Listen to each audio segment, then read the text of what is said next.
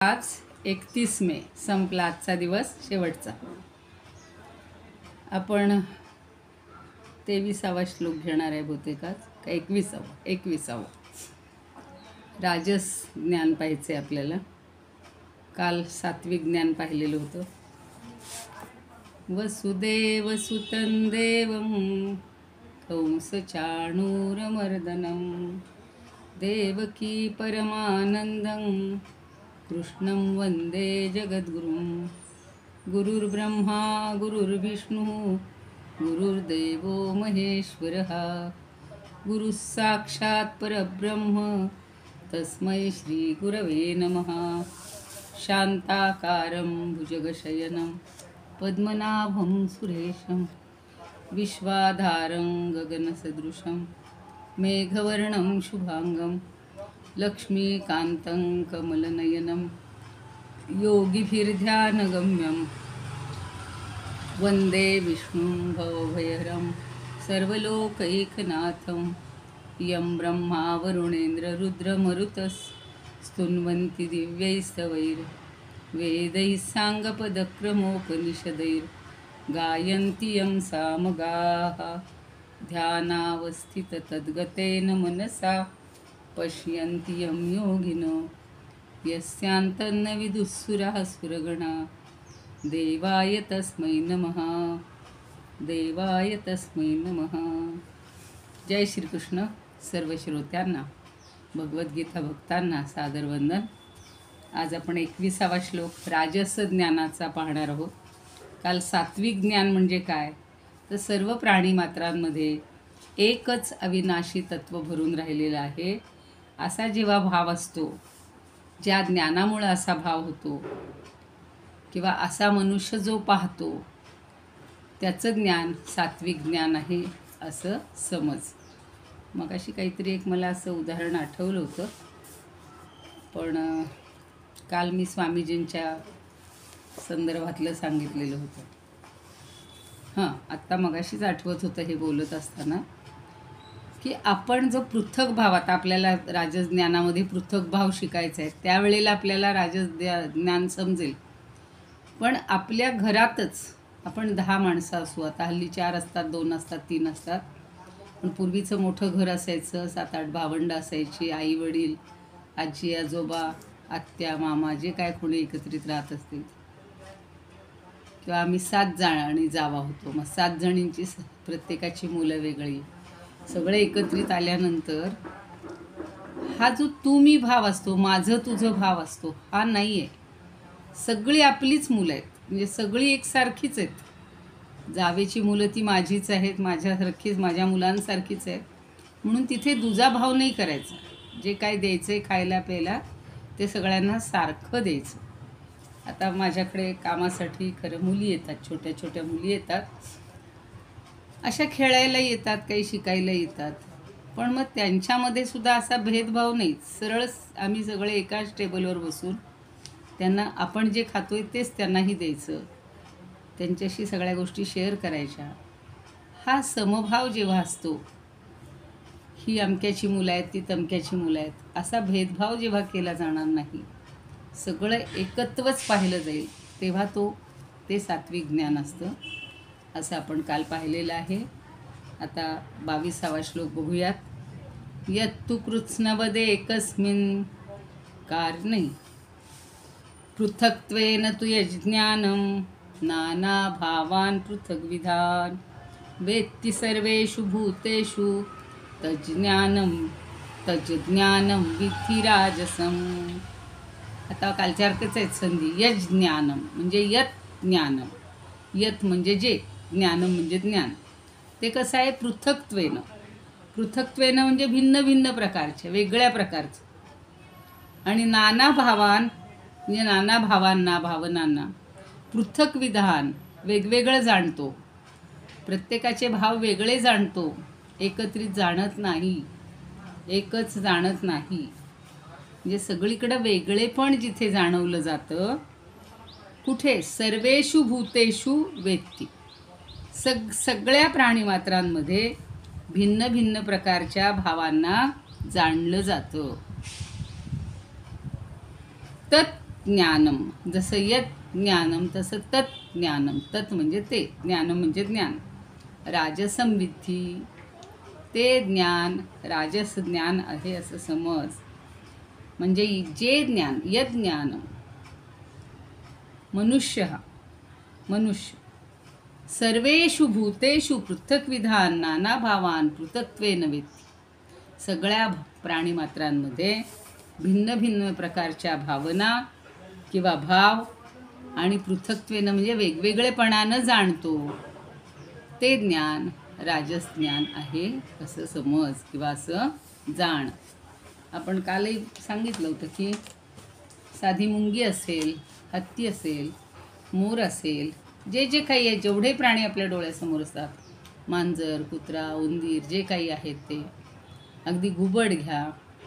म्हणून शुनीचैव श्वपाके च पंडिता समदर्शिनः, हे वाक्य आपण 5व्यात पाहिलेलं आहे. तेच इथं लागू आहे की जे पंडित असतात, जे खरे विद्वान असतात, ज्यांनी ज्ञान झालेलं आहे आत्मज्ञान, ते शुनी म्हणजे कुत्रा, श्वपाक म्हणजे अगदी चांडाळ, शुनीचैव श्वपाके च पंडिता समदर्शिनः, सगळ्यांना ते एकाच दृष्टीनं पाहतात. हा चांडाळ आहे म्हणून त्याच्याकडे वेगळ्या दृष्टीनं पाहायचं, ही कुत्री आहे म्हणून आणि एखादा विद्वान आहे म्हणून त्याला वेगळा आदर द्यायचा असं नाही.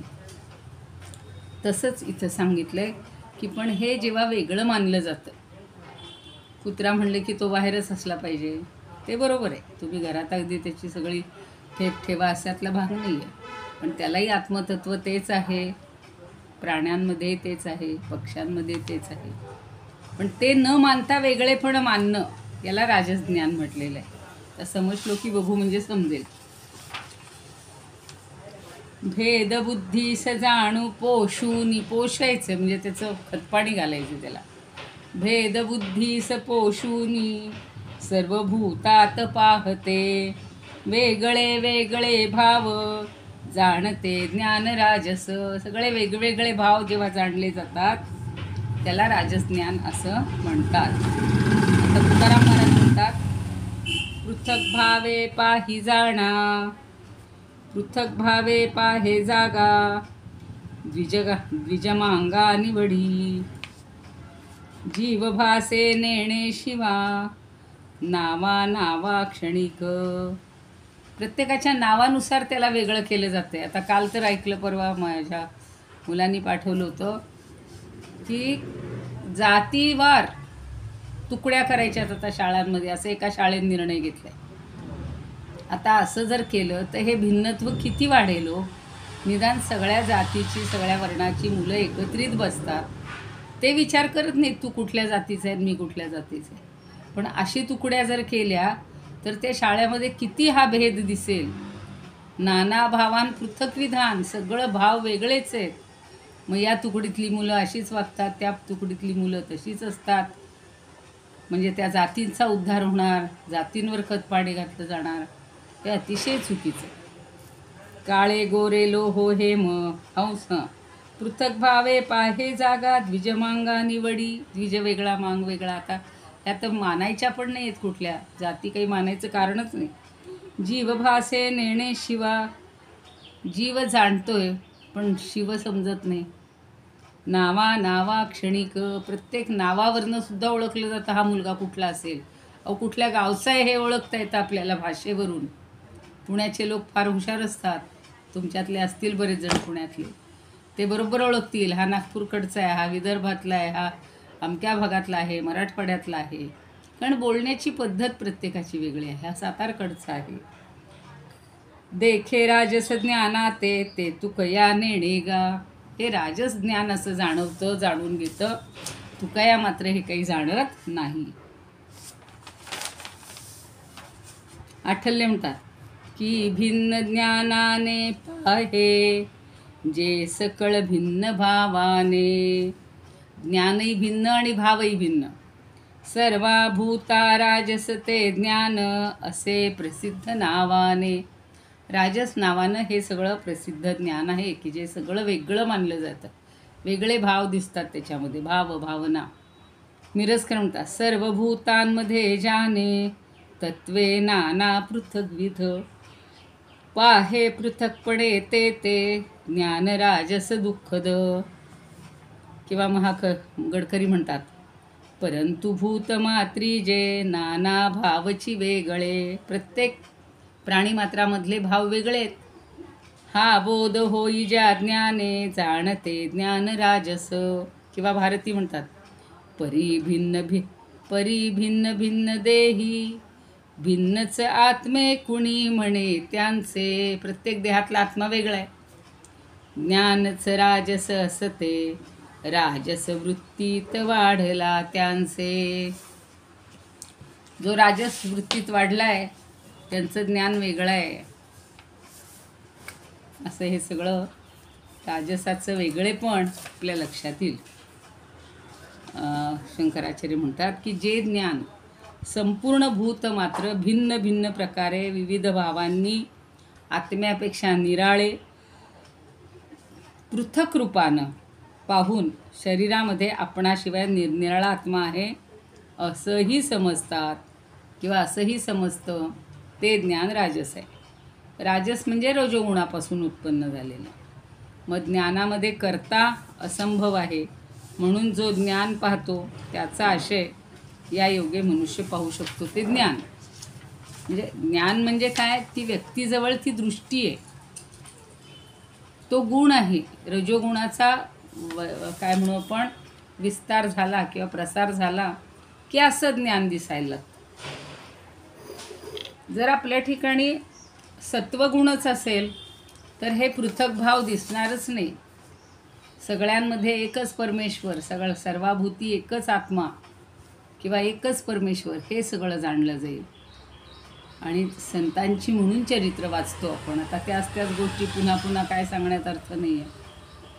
पण प्रत्येक संतांनी प्रत्येकावर प्रेम केलेलं आहे बघा. अगदी तो दुष्ट जरी असला तरी त्यांनी कधी त्याला हिडसपिडीस केलेलं नाही. त्यांचा द्वेष करणाऱ्यांवर सुद्धा प्रेम करायचं. कारण का, की त्यांना त्यांच्यामधलं आत्मतत्व दिसत होतं, देव दिसत होता. आणि म्हणून ते जर वेगळं जाणवत असेल तर ते ज्ञान राजस आहे, एवढं लक्षात घ्यायचं. आता त्याच्यासाठी काही 2-4 छान उदाहरणं आहेत बघा डोक्यात. नेहमी ही उदाहरणं ज्ञानदेव पण देतातच आपल्याला, की समुद्र किनाऱ्यावर समजा आपण उभे आहोत आणि तिथं किती लोक त्या लाटा बघण्यासाठीच खास जातो की नाही आपण.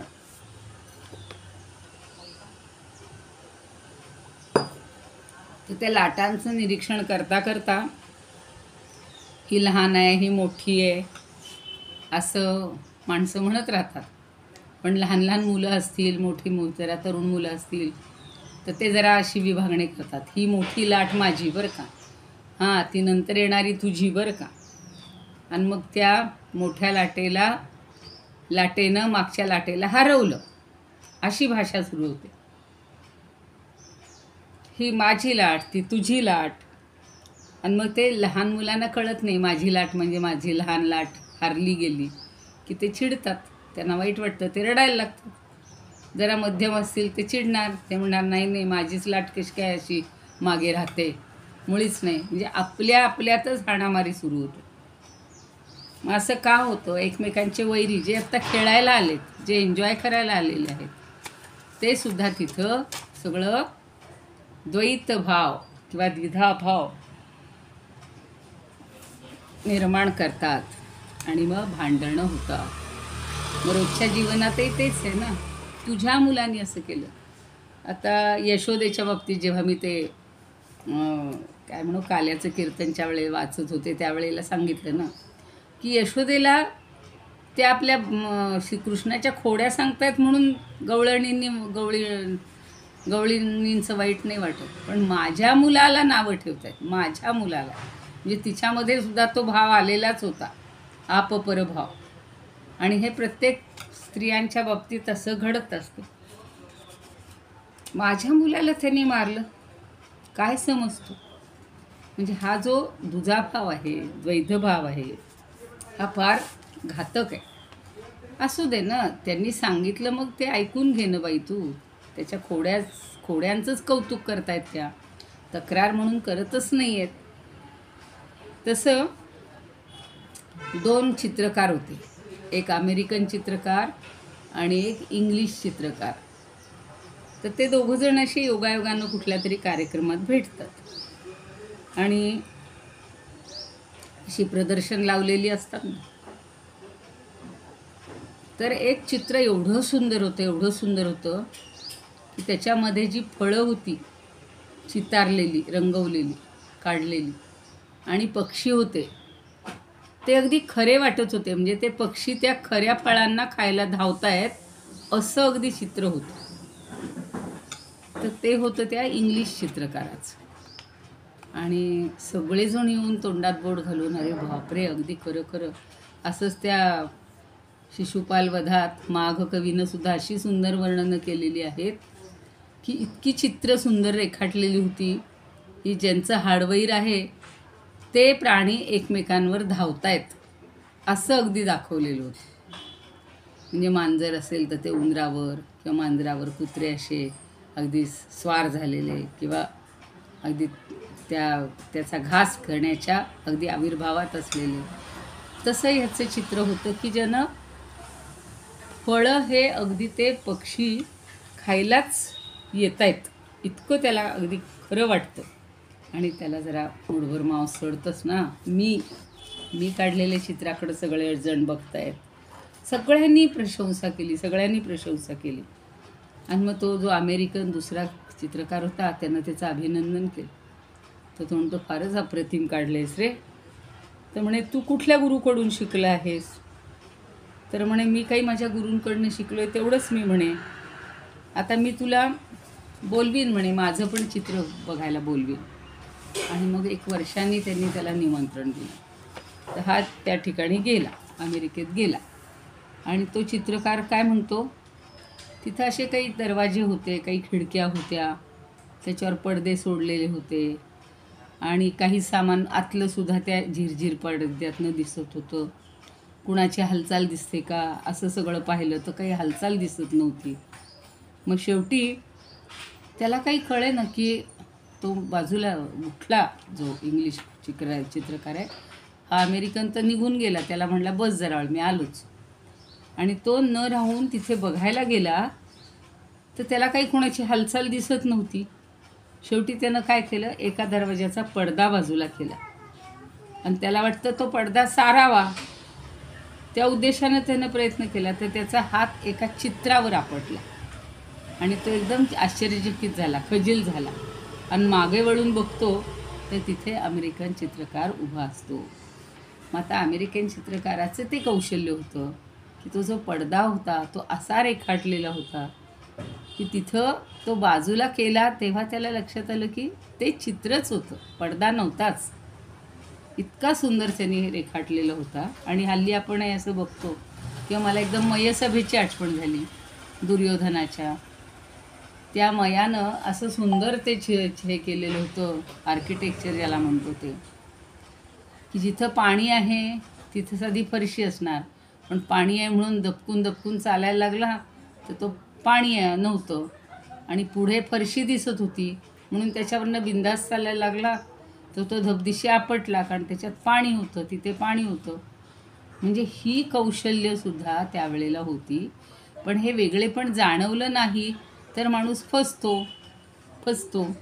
तसे ह्या सृष्टीतला भेद सगळा जो पाहतो त्याचं मुख्य कारण आहे की आपला देहभाव, किंवा मी कुणी वेगळा आहे, बाकीची सगळी सृष्टी वेगळी आहे असं ज्याला भासतं त्याचं ज्ञान हे राजस ज्ञान आहे असं हे होतं. आता मी म्हटलं ना की काही ठिकाणी निसर्गातच इतकी सुंदर असतात बघा. आपण अशी म्युझियम बघायला जातो ना, तर आम्ही गेलो होतो बघा मागे, खूप ठिकाणी पाहिलेली आहे. तर पक्ष्यांची किती सुंदर रंगरंगती असंगती असते हो. आणि ते असे अगदी निश्चल बसलेले असतात की ते खरे आहेत का चित्रातले आहेत तेही कळत नाही. आपलं लक्ष सगळं जातं. किंवा बायकांचे दागिने, विशेषतः दागिन्यांवर तर इतकं लक्ष माणसांचं जातं, आणि त्या वरच्या रूपावरून ते खरं काय आहे कळत नाही, असं पण होत असतं. ते लहान मुलाला परवाही सांगितलं होतं की दागिन्यांमधलं सोनं वेगळं लक्षात येत नाही, सोनं म्हणून त्यातच असतं हे माहिती नसतं, तो दागिना म्हणून बघतो. पण अशा नाना प्रकारचे भेद करून रूपानुसार, रंगानुसार जे वर्गीकरण केलं जातं आणि त्या दृष्टीनं पाहिलं जातं ते राजज्ञान आहे. आता पुढचं ज्ञान बघूया, तामस ज्ञान. आज तामस ज्ञान तरी व्हायला पाहिजे आहे. होईल. यत्तु कृत्स्नवदेकस्मिन् कार्ये सक्तमहैतुकम् अतत्वार्थवदल्पञ्च तत्तामसमुदाहृतम्. यत्तु, पुन्हा तसा संधी आहे. यत्तु, तू म्हणजे परंतु, यत म्हणजे जे. आता पुढचा संधी आहे कृत्स्नवत एकस्मिन कार्ये. कृत्स्नवत म्हणजे संपूर्ण असल्यासारखं, वत म्हणजे प्रमाणे. एकस्मिन कार्ये, एकाच कार्यरूप शरीरात सगळं असल्याप्रमाणे असतं. कसं? सक्तम. पुढे आहे सक्तम अहैतुकम. सक्त म्हणजे आसक्त असतं. एकाच कार्यरूपी शरीरामध्ये पूर्णाप्रमाणे आसक्त असतं. आणि जे कसं आहे तसंच. च हा शब्द खालच्या ओळीला आहे. च म्हणजे आणि.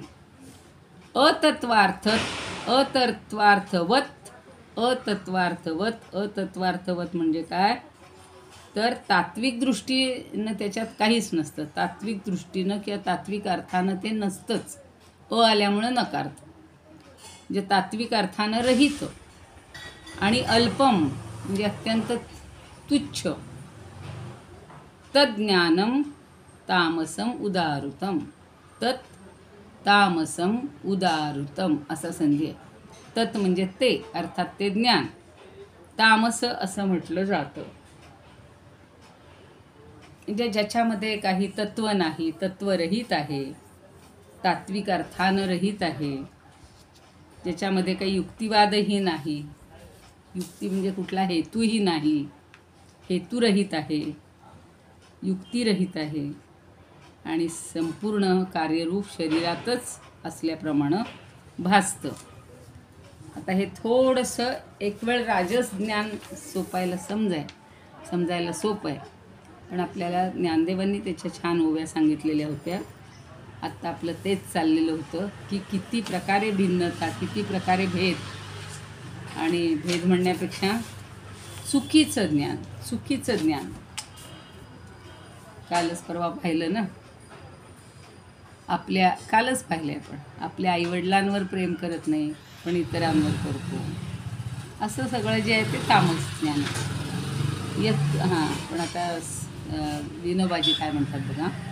एका देहात सर्वस्व मानुनी गुंतले वृथा, भावार्थहीन जे क्षुद्र जाणते ज्ञान तामस.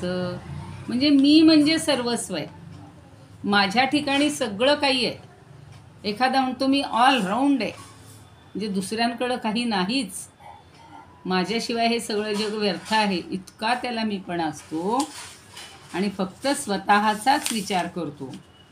सर्व कारणी ते गती अंधमती पाऊली, स्वात्मकार्या वाचुनिया नेणे जाया की नर. नसे तत्वी अशाश्वती जे पाहती अयुक्त, क्षुद्रज्ञाने गर्व पोसे तुका नसे तामस. तुकारामाने म्हणले तुका नसे तामस, कारण सारखा गर्व पोचलेला असतो. म्हणून आपल्याकडं म्हणी आहेत बघा, गर्वाचे घर नेहमी खाली म्हणजे खाली आणि रिकामं अशा अर्थी, दोन्ही अर्थी म्हणायचे. तर गर्व नको, सगळं माझ्याकडंच आहे. अहंगंड अत्यंत असतो, अहमनी पछाडलेला असतो. म्हणून आठवले काय म्हणतात बघा, एकच देही मानी आत्मा हा सकळ जे आहे तुक हे, क्षुद्र म्हणती तामसते तत्वार्थाला सदैव जे मुकते. त्यामुळं ते क्षुद्र, त्याला क्षुद्र म्हणती तामस. त्याचं ज्ञान हे अत्यंत क्षुद्र असतं. अगदी ज्याला काय म्हणू पण यत्किंचित नसतंच त्याच्याकडं काही, पण सगळं मीच आहे असं तो भारावला जातो त्यांनी. मिरजकर म्हणतात, निष्कारण जडे एक्या वस्तूवरीही अल्पजे, तत्वार्थ शून्यते पार्था ज्ञान तामस जाणीजे. सर्व गडकरी म्हणतात सर्वस्व एक कार्यार्थ मानुनी गुंतती वृथा. तत्वहीन असे क्षुद्र ज्ञान तामस बोलती. किंवा भारती म्हणतात स्वार्थच एक दिसे नित स्वार्थच एक दिसे नित कर्म विफलते म्हणे महत्वाचे. सत्वार्थ नेणता तो अल्पमतीच ज्ञान तामस त्याचे. सत्वार्थ तो नेणता म्हणजे जाणतच नाही, सत्वाचा अर्थच जाणत नाही, शिवाय तो अल्पमतिज्ञ असतो. आणि त्याचं ज्ञान आता एकदम अल्पमतिज्ञाचा अर्थ म्हणजे एक उदाहरण डोळ्यासमोर आलं की बेडकी असते आणि ती विचारते तो समुद्र केवढा आहे रे, माशाला विचारत असते. तो म्हणतो खूप मोठा आहे. मग ती अशी उड्या मारते एवढा आहे का एवढा आहे का एवढा आहे का. आणि तिचं संपतं कारण तिचं ते डबकं असतं तेवढंच तिचं विश्व असतं. किंवा डबक्यातला मासा आणि समुद्रातला मासा असंही म्हणता येईल. ते डबक्यातल्या माशाला तेवढंच आपलं विश्व माहिती असतं. तो म्हणतो केवढा आहे तो समुद्र, एवढा आहे का एवढा आहे का एवढा आहे का. आणि असं करून तो बाहेर येतो. बाहेर आल्यानंतर तडफडून तिचं मरण पावतो कारण त्याला बाहेरचं विश्व माहितीच नसतं ना. तसं आपण सुद्धा काही वेळेला इतके क्षुद्र आणि क्षुल्लक विचार करतो. हां माहिती आहे एवढं काय, अगदी आमच्याकडं सुद्धा असंच असतं, आम्ही तर अमुक अमुक, आमचं सर्वस्व, आम्ही सगळ्यात श्रेष्ठ, आमचं कुळ श्रेष्ठ, आमचे पूर्व श्रेष्ठ, आमची मुलं श्रेष्ठ, सगळा मीपणा तिथे असतो. आणि सत्व त्याला माहितीच नसतं. त्यामुळे बघूया आपण हे काय म्हणतात शंकराचार्य. जे ज्ञान या शरीरात आणि शरीराबाहेर असलेल्या प्रतिमामध्ये सर्व वस्तूविषयक संपूर्ण ज्ञान असल्याप्रमाणे वस्तूला चिकटून राहतं. म्हणजे असं समजलं जातं की हा आत्मा किंवा हा ईश्वर एवढाच मर्यादित आहे, माझ्यात आहे तेवढाच आहे, बाकी कुणामध्ये आत्मा आहे परमेश्वर आहे हे त्याला त्याच्या गावी नसतं, त्याच्या डोक्यात नसतं. आणि मग त्याला असं वाटतं की आत्मा हा किंवा ईश्वर हा फक्त एवढा माझ्यापुरताच मर्यादित आहे.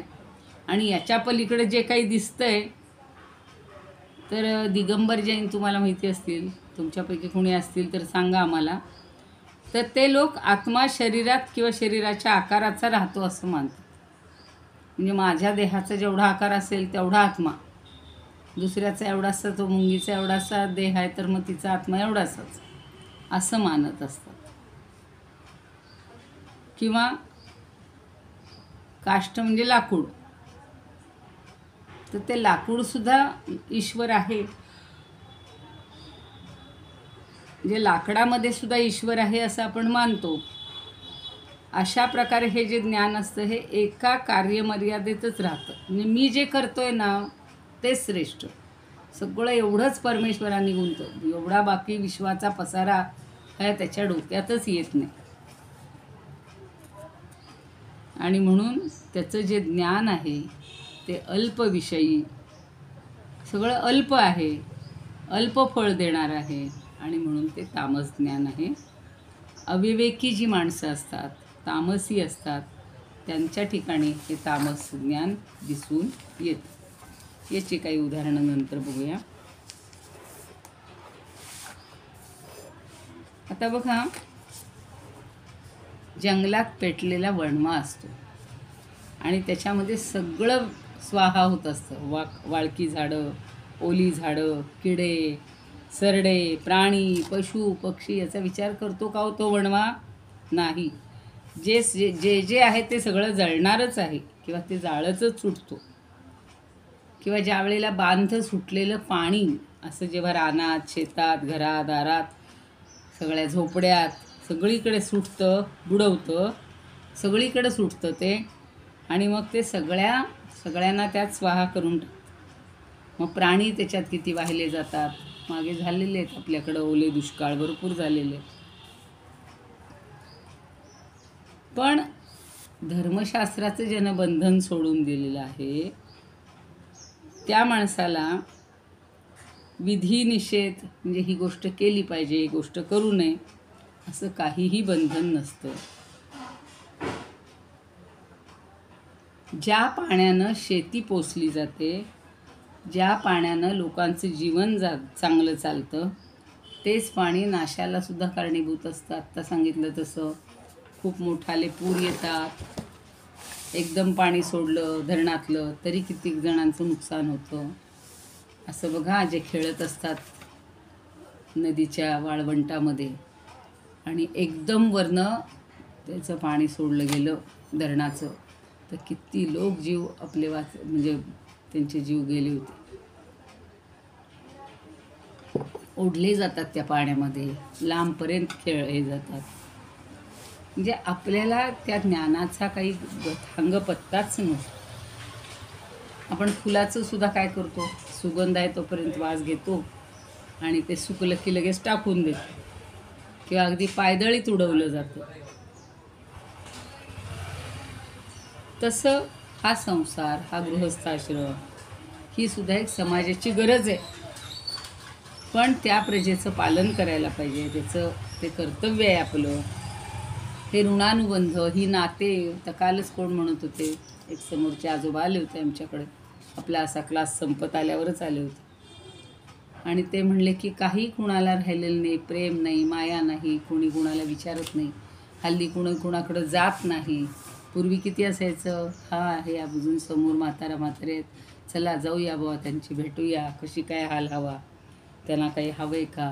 पण हे जे काहीच नाही, फक्त मी आणि माझा एवढाच जो अभ्यास करतो किंवा एवढाच जो जाणतो, ते जे ज्ञान आहे ते तामस ज्ञान आहे असं समजायचं. त्या ज्ञानेश्वरांनी तर खूप ओव्या त्याच्यावर बोललेले आहेत. किती दृष्टांत दिलेत, आपण काल परवा पाहिलेले.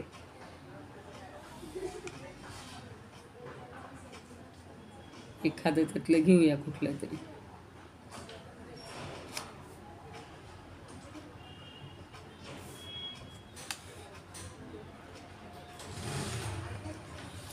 सगळं जे अन्न आहे ते मृत्यू, सगळं अन्न स्वतःचंच मानत असतो. बाकीचे जे ते स्त्रियांविषयक वगैरे ते उदाहरणं काल आपण पाहिलेले. देह संभून न सरे जिये, मृत्यूचे आघवेची अन्न, आघवेची आगी इंधन, तैसे जगची आपुले धन, तामस ज्ञाना. आता मृत्यू प्रत्येक अन्न आपलंच आहे, म्हणजे प्रत्येकाला स्वाहा करत असतो. तसे हे तामस ज्ञान जे आहे हे काय करतं, तर सगळं माझंच आहे, सगळं धन माझंच आहे. अहो, ही सृष्टीच माझी आहे म्हणतील, म्हणजे स्वतःकडं पार देवत्व घेतील, कर्तृत्व घेतील की मीच ही सृष्टी. अहो, हे सगळं आता सहज आज तो आमच्या गुरुजींनी दृष्टांत सांगितला की जेव्हा तो गोवर्धन उचलला गेला, गोवर्धन भगवंतानी एका करंगळीवर उचललेला होता आणि बाकीच्यांना फक्त सांगितलं की तुम्ही काठ्या टेकवा, म्हणजे जरा आधार द्या. आता ते बाकीचे जे गोपाळ होते छोटे, त्यांना असं वाटतं काय हा कृष्ण म्हणतोय, मीच उचललाय म्हणून, आपण काठ्या धरल्यात म्हणून तर हा गोवर्धन उचलला गेला. आणि मग हे भगवंताच्या लगेच लक्षात येतो, तो छोटा असला गोपाळकृष्ण तरी तो भगवंत आहे ना. त्यानं लगेच काय केलं, ती करंगळी अशी तिरकी केली तसा तो पर्वत पूर्ण कलायला लागला. आणि मग सगळ्यांच्या लक्षात आलं की आपल्या काठ्यामुळं नाही हा धरला गेला, तर त्या गोपाळामुळं, बाळकृष्णामुळंच त्याच्या एका करंगळीचा एवढा आधार आहे. म्हणजे तो किती शक्तिमान आहे, किती संपन्न आहे हे त्यांच्या लक्षात येतं. पण या तामस ज्ञानामुळे लगेच वाटतं की माझ्यामुळं सगळं होते, मी सगळं करतोय, असं जे आहे ते तामस ज्ञान आहे. आणि म्हणून आपण इतका क्षुद्र बुद्धीचं व्हायचं नाही. नकळत आपल्यामध्ये जर असा कधी क्षुल्लक विचार येत असेल की अहो लोक काय म्हणतात, एखादी छोट्या गावात छोट्या वाडीत गेलं ना तर तिथलं सांगतो बघा, एखादी व्यक्ती आपल्याला सांगतो, अहो ह्या गावाचं सगळं माझ्यावर अवलंबून आहे, मी जर पाणी सोडलं तर त्यांना पाणी मिळतं, मी जर अमकं दिलं तर त्यांना अमकं मिळतं. खायला प्यायला सगळ्या गोष्टी. आता जसा गिरणीवाला एकच जर असेल तर तो काय म्हणेल हो, अहो मी जर दळून दिलं तरच सगळे जेवणार. असं प्रत्येकाकडं मीपणा आला की ते सगळं तिथे संपतं. असं प्रत्येकच 12 बलुतेदार असायचे पूर्वी. प्रत्येकाला काय वाटायचं, मीच सगळं करतोय, माझ्यामुळंच सगळं घडतंय. असा जो मीपणा आहे ना, तो सगळा सोडून द्यायचा आहे राजस ज्ञानाच्या अजून पुढं, की माझ्या व्यतिरिक्त कुणी या जगात नाहीच. अहम मी एकच मेव सर्वत्र आहे. बरं ठीक आहे, 2च झाले ज्ञान प्रकार. आता आपल्याला कर्म किंवा कर्ता याचे प्रकार उद्या बघू. उद्या म्हणजे आता सोमवारी. हे योगेशं सच्चिदानंदं वासुदेवं व्रजप्रियं धर्मसंस्थापकं वीरं कृष्णं वन्दे जगद्गुरुं. कृष्णाय वासुदेवाय हरये परमात्मने प्रणतः क्लेशनाशाय गोविंदाय नमो नमः. ओम पूर्णमद पूर्णमिदं पूर्णात् पूर्णमुदच्यते पूर्णस्य पूर्णमादाय पूर्णमेवावशिष्यते. ओम शांती शांती शांती. कुणाला काही विचारायचं आहे का बघा.